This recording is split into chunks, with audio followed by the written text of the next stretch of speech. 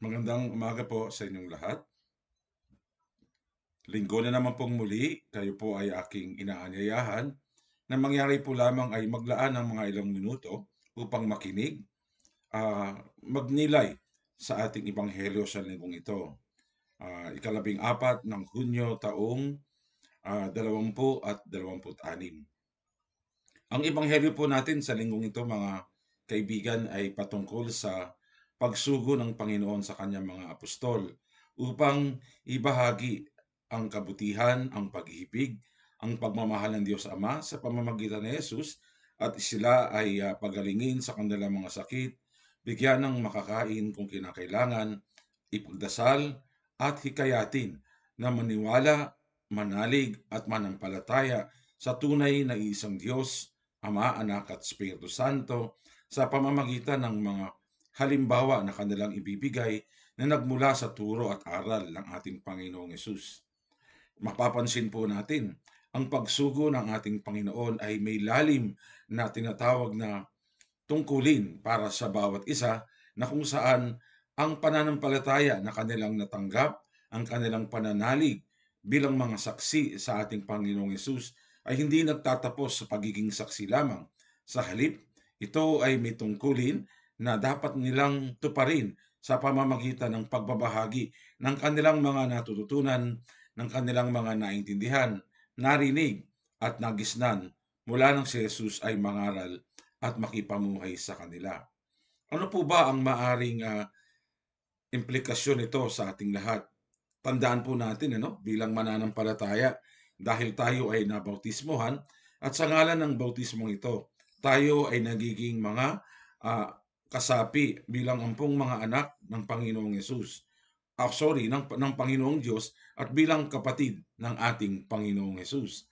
Ika nga, sapagkat si Jesus mismo ay nagsasabi, hindi na tayo basta tinatawag na kung sino pa man, kundi kanyang mga kapatid, sapagkat tayo ay napabilang sa paghahari ng Diyos, na kung saan ang Ama na tinatawag ni Jesus bilang kanyang Ama sa kalangitan, ay tayo ay inampon bilang mga anak dahil sa bautismo at pananalig na ibinibigay natin sa Panginoon. Kung kaya tayo pong lahat, mga kaibigan, kahit tayo ay hindi naman mahuhusay o sabihin natin magagaling sa larangan ng pagbabahagi ng salita ng Diyos, hindi ito dapat maging hadlang upang tayo ay manahimik at tumigil na sa pamamalakaya o tumigil na sa pagbabahagi ng salita ng Panginoon sa iba't ibang paraan. Kailangan po natin maintindihan na meron talagang mga taong pinili ang Diyos upang mangaral, may pinili ang Panginoon o hinirang ang Diyos upang ibahagi ang salita ng ating Panginoon. Nariyan ang ating mga obispo, ang ating kardinal, ang papa, o nariyan din ang kaparian, o minsan yung mga talaga namang hinubog sa pamamagitan ng pag-aaral, at masusing pagsasaliksik upang mas maintindihan nila sa larangan ng Kristiyanong Katolikong pananalig ang nilalaman ng salita ng Diyos.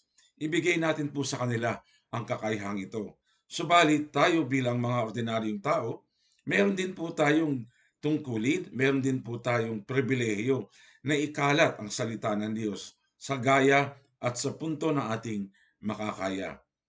Ang mga maliliit na bagay na ginagawa po natin araw-araw, ito rin ay pagbabahagi ng salita ng Diyos.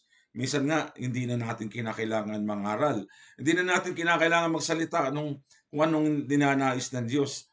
Sabi nga ni Saint Francis of Assisi, nung nagsimula siya ng kanyang kongregasyon, nung pinahayo niya ang kanyang pitong mga brothers sa kanyang community, sabi niya, sige, humayo kayo at ipahayag ang salita ng Diyos sa lahat ng inyong makakasalamuha, makakasalubong sa daan.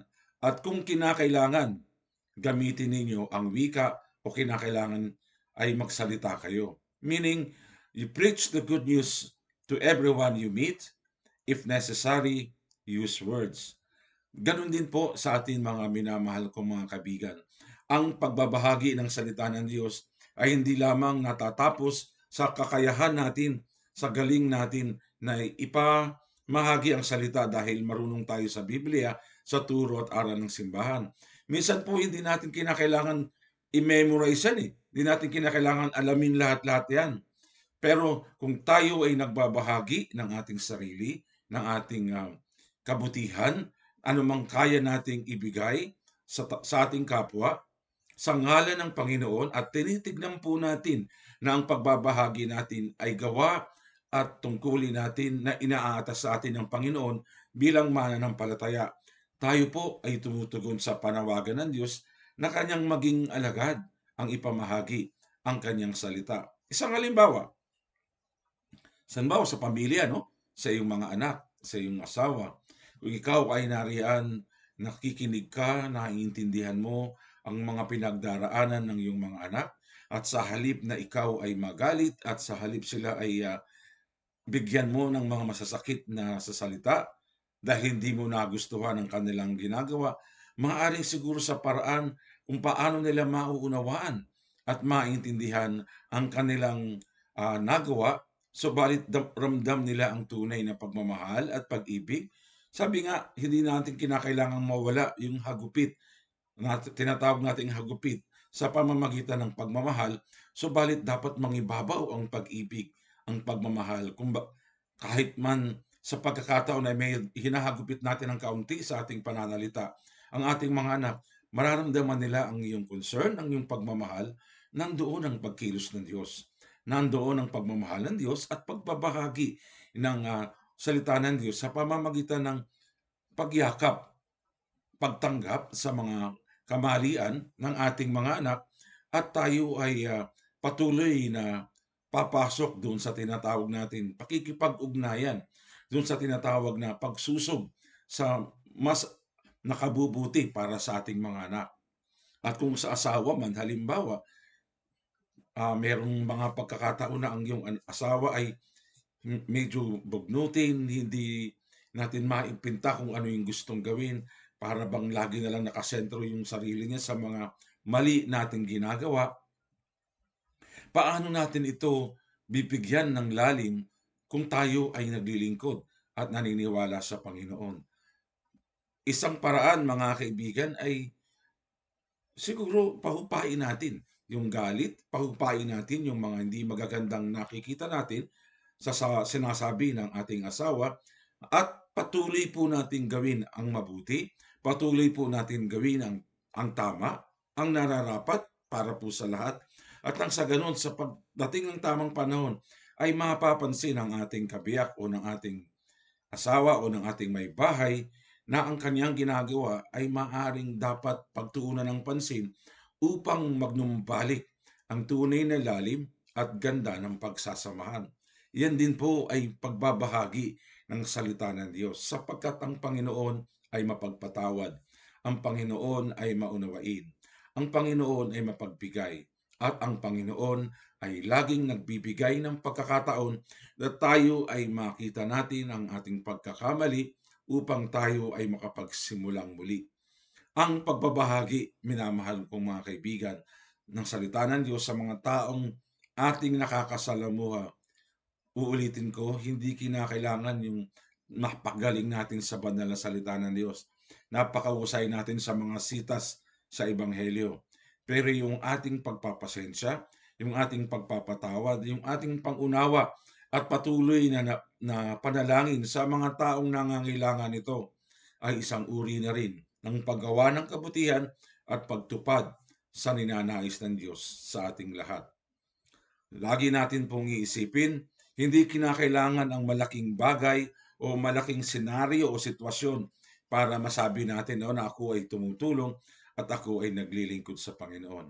Minsan, sa anumang maliliit na bagay na ating nagagawa na nakapagpapangiti sa iba, nakapagpapangiti sa ating puso sapagkat tayo ay nakagawa ng mabuti sa ating kapwa, yan ay isa na ring malalim at matibay na pagtupad sa kagustuhan ng Diyos na ibahagi ang kanyang salita sa ating kapwa.